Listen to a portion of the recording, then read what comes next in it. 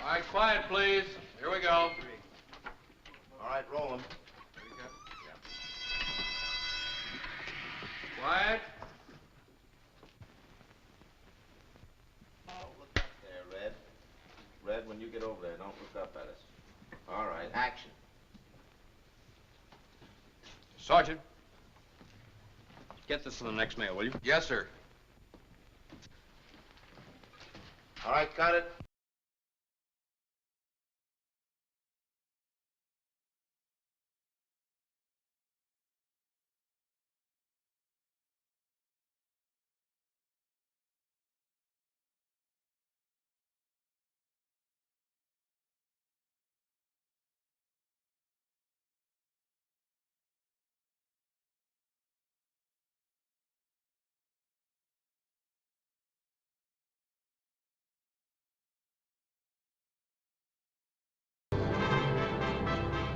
This is the Army Air Force's first motion picture unit in Culver City, California. Here are produced training, operational, and inspirational films. Films which graphically illustrate what we're fighting for, what we're fighting against, and what we're fighting with. Today, the Army Air Forces faces a tremendous task, the task of training men by the millions to man and maintain the air armadas it's hurling in ever-increasing numbers against the enemy, to instruct the maximum number of men in the minimum amount of time, and to inspire as well as to instruct them. The Army Air Forces has adopted many novel educational methods, has activated many specialized organizations such as this. Mainly from the motion picture industry come the men of the first motion picture unit. They are men of all crafts, writers, directors, cutters, electricians, cameramen, sound recorders. Men who've been carefully chosen from among the most proficient film technicians available. Men who've had long years of training and experience in the art and science of the motion picture. And while these men are making movies for the Army is making soldiers out of them. They're specialists, yes, but first and foremost, they're soldiers. So they've got to do their job the Army way. They've got to be strictly GI. From directive to finished film, the course of an Air Force motion picture project is charted and checked by the production office. Here the shooting script is broken down, converted into terms of money and minutes, men and materials. It is the production office which coordinates and expedites the operations of the many different departments that make up the first motion picture unit. Of all the weapons of World War II, none has proved more effective than words. And words are particularly potent when used by the Army motion picture writer. For his medium is a young and vital and compelling force, one whose possibilities for visual education are endless, still virtually unexplored. These soldier writers of the first motion picture unit work in close contact with technical collaborating agencies, secure authentic, on-the-scene information at air bases and training centers throughout the country. The camera department, it supplies all types of motion picture and still cameras needed by the various production and combat units. Daily inspects and services all photographic equipment on the post. These massive structures are the sound stages of the first motion picture unit, especially designed and constructed for motion picture purposes, soundproofed and air-conditioned. Their aggregate floor space covers an area of 78,000 square feet. On a single one of these stages, measuring 236 feet long, 148 feet wide, and 60 feet high, as many as 4 separate production before it gets there. The art department is an excellent example of how the arts of peace are turned to the arts of war. These Army artists and architects translate the printed pages of a training film script into practical terms of detailed sketches and architectural floor plans and blueprints. Often they make up miniature models of sets, built to scale and exact replicas in every respect. Here's a model of the set you saw on Stage 5, an operations base in North Africa. With these models, the director and cameraman can lay out the action and select the best camera angles in advance of production, can detect and correct any mistakes in physical movement, and thus prevent costly delays on the actual set. And this is a realistic replica in miniature of a heavenly hangout for knuckle-headed pilots in training film project number 10-4, Learn and Live. This is how it looked in the art department This is how it finally appeared on the screen. Hello, Joe. Now look, Peter, I'm a busy guy. I'm teaching men how to fly, and you call me up here again. I don't like to bother you, Joe, but I'm pretty busy myself. That's why I sent for you. Pilot's heaven is getting too crowded. I can't accommodate them all. This place is getting as bad as a Washington hotel. This precise pre-production planning in the art department saves precious man-hours and materials, enables the first motion picture unit to turn out training films that are economical as well as effective. And here's another model, a squadron headquarters somewhere in the South Pacific. One of the sets in project number 1024, recognition of the Japanese Zero fighter. Lieutenant Saunders reporting for duty, sir. Glad to have you with us, Lieutenant. Glad to be here, Major. We can certainly use you. Sit down. Cigarette? Oh, thank you, sir. How was the flight over? Well, I made it, sir, with the help of a P-40. You like our P-40s? Oh, yes, sir. It's a nice airplane. Good. Then maybe we can count on you not to shoot any of them down. Well, I didn't have any plans along that line, sir. It's been done, you know. You mean Jap pilots? I mean American pilots. Men with as much enthusiasm for the P-40 as you have, but with an unfortunate lack of ability to tell a friend from an enemy.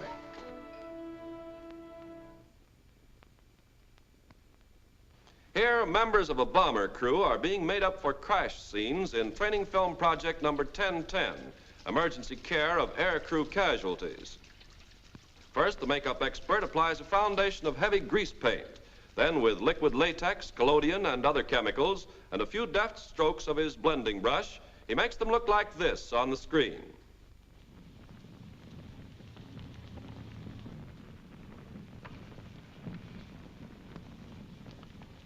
Not many months ago, these serious soldier artists were the merry men whose pens put life and laughter into Mickey Mouse and Donald Duck and Barney Bear.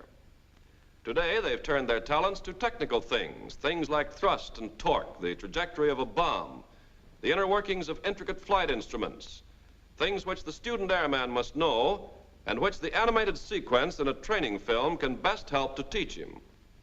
Complex operations or minute mechanical details that the camera cannot capture in actuality are graphically and authentically illustrated in the drawings of these artists.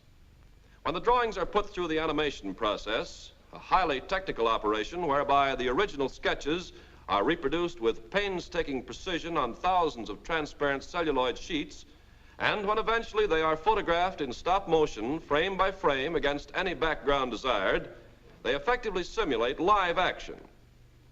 The adaptability of the animated sequence to the most complicated technical subjects is best shown in this scene from project number 389, straight and level flight and effective controls. Here, the animators have recruited their funny little peacetime pals to explain the theory of flight in a simple, amusing, easily understandable manner. Air resistance brings drag into the picture. Drag's not a bad little guy, just sort of a windbag, that's all.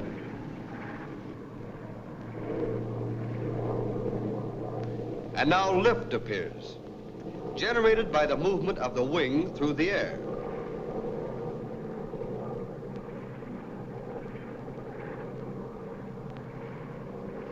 Last but far from least is the ever-present force of gravity, the gross weight of the plane and load.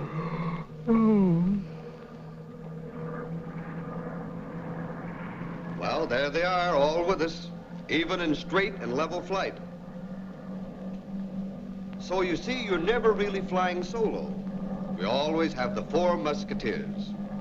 Thrust and, oh yes, drag, lift, and gravity. Long famed for his resourcefulness and ingenuity has been the motion picture property man. No matter how unusual may be the article or prop needed for a film, the property man has got it in stock or knows where to get it or how to make it. His department, a combination warehouse and museum, houses thousands of odd and assorted objects. At a moment's notice, he can provide a B-4 bag or a boomerang, a B-26 pedestal or a bunch of bananas, an antiquated wall telephone or the latest portable radio transmitter, a musical instrument or a flying instrument, anything and everything that might conceivably be required to lend authenticity and atmosphere to a film setting. Models of all types of aircraft, our own, our allies, and our enemies, are produced in the miniature department. Replicas of the real thing in every detail, they reflect precise, painstaking workmanship, are invaluable aids to visual education.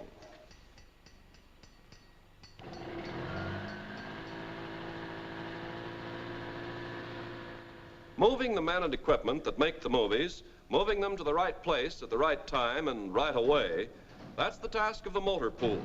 Its personnel and rolling stock must be ever ready to move and move fast, for production units are constantly going on location trips throughout the country, and combat camera crews are always leaving for maneuvers. The flow of traffic through these gates never ends, and neither does the job of the men who keep that traffic moving. This is the back lot, one of the most valuable of all the physical facilities acquired by the Army Air Forces from a famous film studio when the first motion picture unit was organized. Sprawling over several acres, it contains countless movie sets of all descriptions, represents a tremendous investment in building materials and highly skilled labor. Many of the same construction experts who built these sets in peacetime are now, as members of the first motion picture unit, converting them into the variety of exterior settings needed for Air Force films.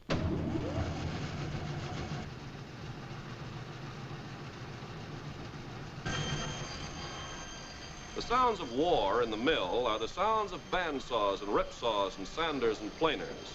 There's a din almost as deafening as a B-17 warming up, as machines manned by master craftsmen rapidly transform raw materials into settings for Air Force films. In civilian life, these men were tops at their trade. So the first motion picture unit recruited them to work at that same trade, but on a bigger, more important job. Some of these soldiers are accomplished sculptors, have had their work exhibited in art galleries and museums. Now they're in the Army Air Forces, round pegs in round holes, and their talents are concentrated not on objects of art, but on more practical objects, like this section of a brick wall, which these craftsmen can mold of clay and cast and plaster in a fraction of the time it would take to build it the hard way. The uniforms and insignia of all armed forces, American, Allied, and Axis, are supplied by the wardrobe men. They can provide authentic outfits for any scene the training film script requires, including a rookie receiving the traditional GI fit. After scenes are photographed, after they're in the can, they go to the editorial department. The editing or cutting of a film is a vitally important phase of picture production. The cutter can make or break the picture, for it's his job to assemble the hundreds of separate scenes, to cut and piece them together to form a fluent film. That machine there is a moviola. Through it in miniature size, the cutter can see the action as it will appear on the screen. By inserting a scene here, deleting one there, the cutter can heighten the dramatic value of a story, can stress the instructional points more effectively. Miracle men of the movies are the members of the special effects department, for by means of special cameras, precision instruments, and various technical processes, they can crash airplanes into flaming wreckage without risk to personnel or property, blast an Axis convoy to bits with a dime's worth of powder, simulate overcast skies, though actually the sun may be shining. And not alone for dramatic effect do they perform their mechanical marvels. More important, by creating scenes too difficult, too dangerous, or too expensive to film in the conventional way, they conserve men, money, and materiel, speed the completion of films urgently needed to train the ever-expanding personnel of our air forces.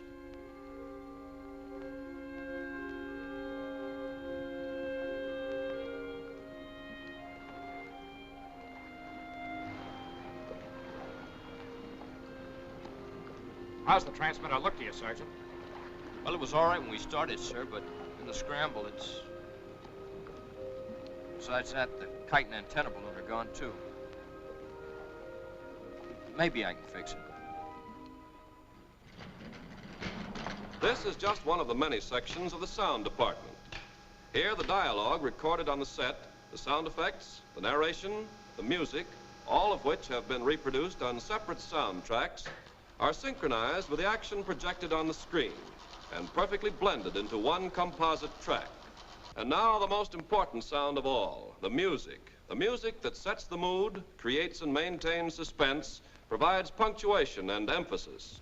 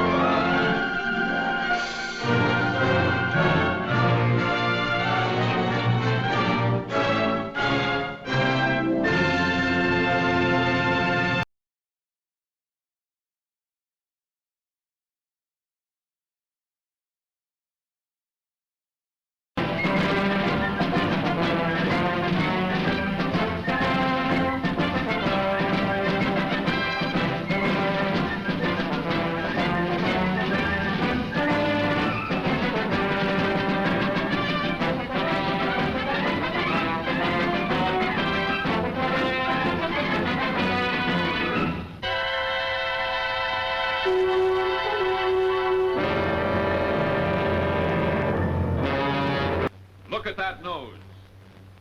A perfect circle broken only by the oil cooler. Note the slight dihedral angle.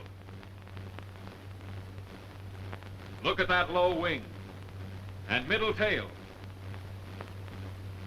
Notice the oil cooler and air scoop directly below the engine cowling. See how the fuselage tapers to a point in the rear. It's like a big cigar.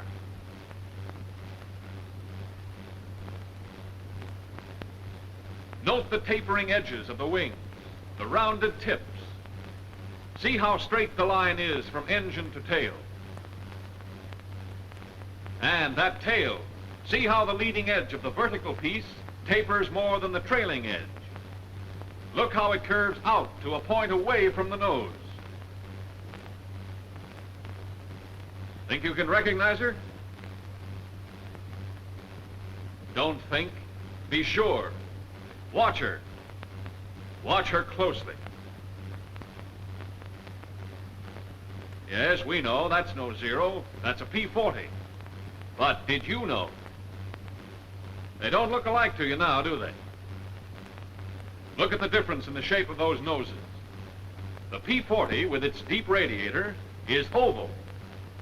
The Zero is a perfect circle, broken only by that oil cooler. Get those undercarriage fairings on the P-40. Compare the tails. The tail of the P-40 is high. The tail of the Zero is middle. Let's look at her from below. Look at the pointed nose of the P-40 and the blunt nose of the Zero. The leading edge of the wings of the P-40 has no taper. The wings of the Zero taper back. The tail of the P-40 is notched. The tail of the Zero tapers into the fuselage, which extends beyond it. Now, let's take them in profile. The engine of the P-40 is in line. The Zero is radial. Note the deep radiator on the P-40 as compared to the shallow oil cooler and air scoop on the Zero. Next, see how the cockpit canopy on the P-40 is much further back from the nose than on the Zero. What's more, the canopy on the P-40 fits into the fuselage, while the canopy on the Zero sits on the fuselage. Now for the tails. The P-40s is rounded and curves in toward the nose. The Zeros is pointed and curves out away from the nose. No one could possibly mistake them for each other, could they? You think not? Let's see if you can do your wefting on the Zero. Yes, sir. With or without looking? You might as well make it easy on yourself now. It'll be a lot tougher upstairs. Yes, sir. Wings. Leading edge tapers, trailing edge tapers, tips rounded, slight dihedral angle. You might add to that that there are two 20-millimeter cannons mounted one in each wing. Probably Swiss Ehrlichen guns. Yes, sir. Here's something I didn't know about, sir. Huh? Oh, yes. The wingtips can be folded so as to utilize more space in a carrier. Incidentally, the span is 39 feet 4 inches. All right, go on with the engine. Engine, radial, Mitsubishi version of our Cyclone. That's right. There are twin-row 14 cylinders. Now for the fuselage. Fuselage. Blunt nose with a spinner on it. Cockpit canopy sits on the fuselage. Retractable landing gear with fairing plates. Say, there seems to be one gear missing, sir. The gears are operated hydraulically. As a result, the wheels retract alternately. I guess there are a couple of things I don't know about this airplane, sir. I'm glad to hear you admit it. That's the beginning of wisdom. The wings and the fuselage are in one piece, made of duraluminum. There's another feature worth noting. The entire fuselage is flush riveted.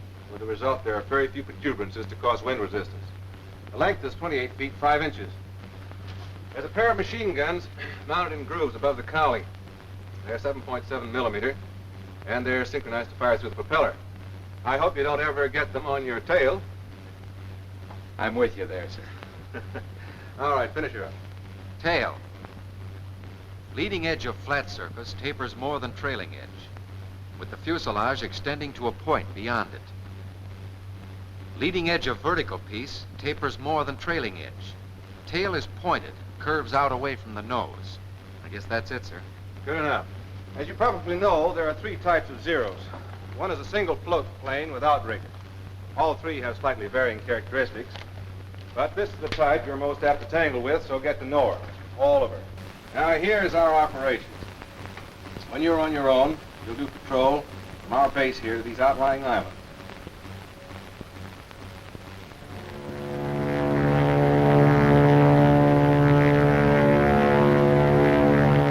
Well, the big day finally came. Saunders was on his own, out chaff hunting. Looked sort of keyed up, wouldn't you be? Cigar-shaped fuselage tapering to point and rear. Check. Wings close to nose. Canopy sits on fuselage. Check. Tail pointed, curving out. Blunt nose, stubby spinner. Radial engine, oil cooler, air scoop at bottom of nose. It's a Zero. Check.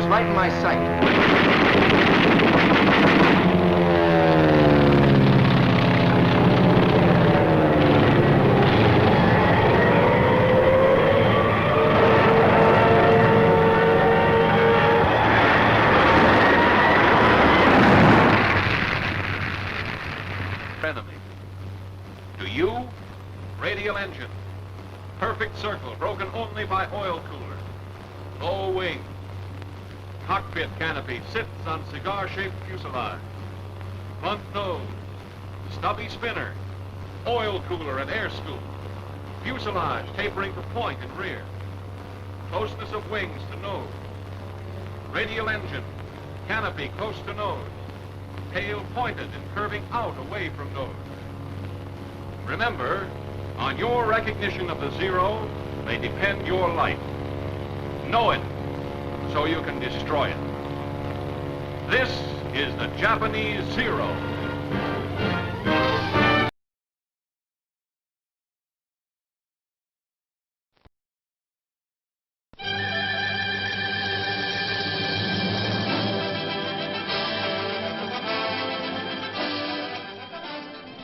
This is an Army trainer.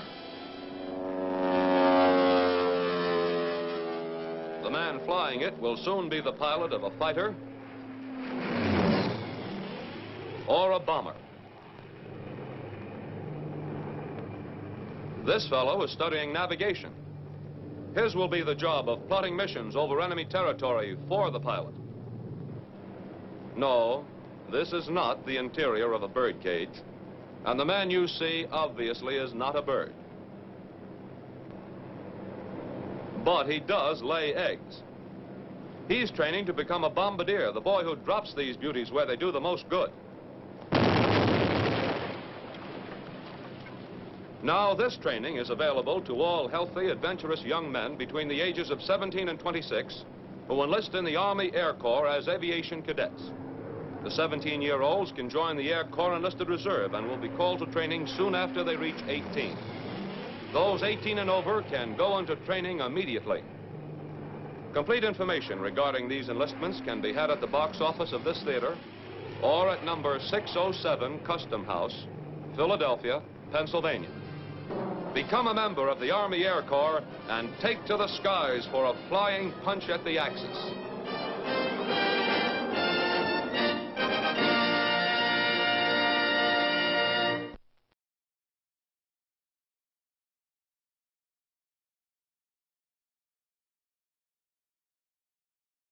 Anti-aircraft knocked out one of the engines. Messerschmitts did the rest. The B-24 was riddled from nose to tail. The navigator and radio gunner, both wounded during the fight. Even getting this far was a rugged deal. For the first time, these boys found out just how big, how empty a desert can be. Down here in the middle of nothing, it looked a lot different than it did from 10,000 feet. Yeah, a lot different.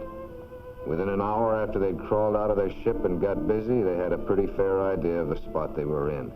No matter how they tried to ignore it, no matter how they tried to laugh it off.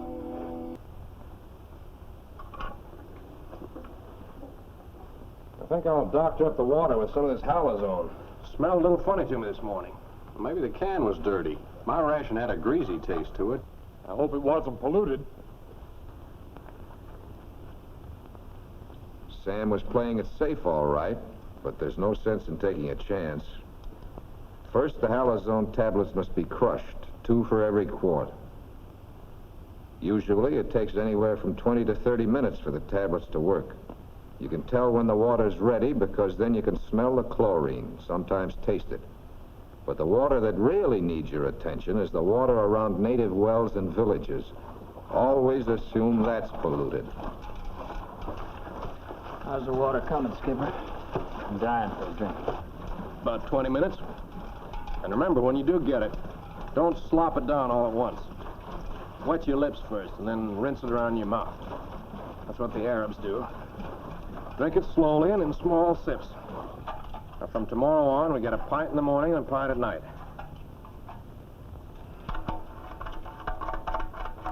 Skipper, Jim's coming too. Get him a tube, Joe. We'll give him a drink. All right, Jim. How are you feeling, boy?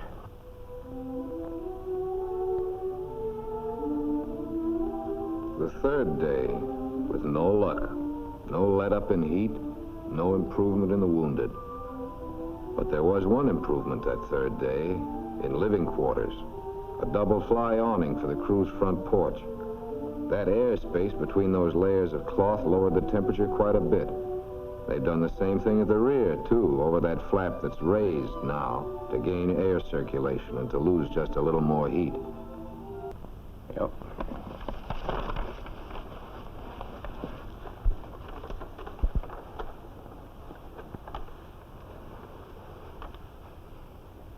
Well, I guess this is the day, man. Nothing's shown up, and we gotta do something about it. Look.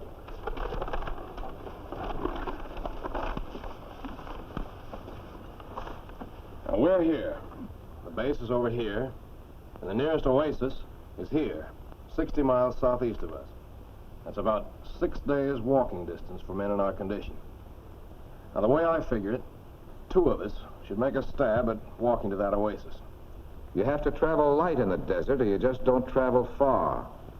Water, you'll take a maximum load of that, and that means a minimum of everything else. Sam took only the essentials.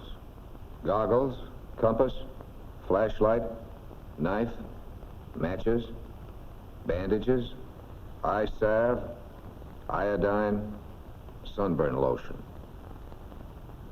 And then came the food items from the K rations. Biscuits, fruit and chocolate bars, dextrose tablets. But keep them covered, a sandstorm might come up. Now be sure and watch out for Jim and Shorty, and burn those signals. Something's bound to work, I hope. Here's your canteen. Thank you. How's it feel? It's gonna be swell. Now make sure that the boys' wounds are covered with sulfur powder, and always bandaged. We don't want to take any chances on infections. And, keep up the log, Gil. We'll make a good record. Right. Bob?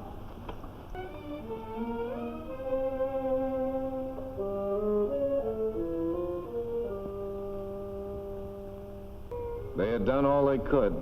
Their various signal devices, the panels reading need medical attention. Now all they need is a plane to see them. Nothing more to do. Nothing, that is, but make waiting as endurable as possible. Mask or a cloth over your mouth and nose, and duck into whatever shelter's available.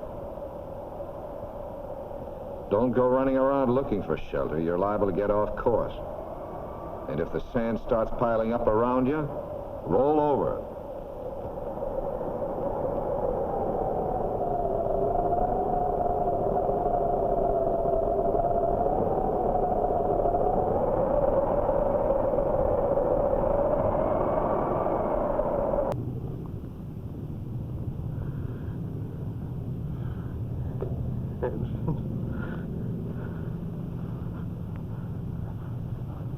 Wayne.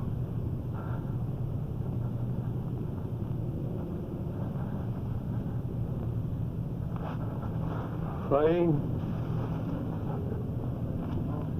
Get up, George. Bill, what is it? The plane. The plane? Runway. Phil, flares. Signals, Joe. George, start. Come on.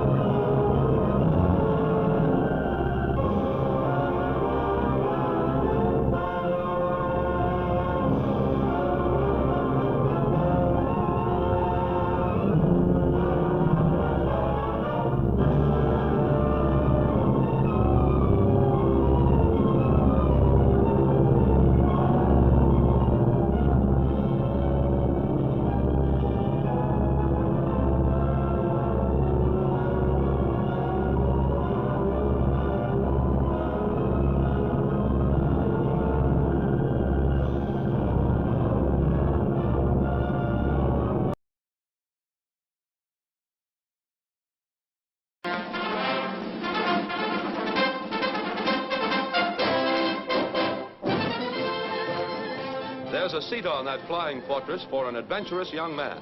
A healthy and patriotic young man, anxious and willing to learn to pilot a ship, operate a bomb site, or plot a mission over enemy territory. Young men of 17 to 26 years of age are needed. If you are 17, enlist in the Air Corps Reserve. Men between the ages of 18 and 26 can qualify for immediate training as aviation cadets. Let's face it, fellas, the opportunity of a lifetime is knocking at your door. The chance to learn to fly or navigate the hottest and heaviest jobs on wings, or drop the hottest and heaviest bombs without them. Complete information is waiting for you at the box office of this theater. Be sure to stop for it on your way out, or inquire at number 607 Custom House, Philadelphia, Pennsylvania.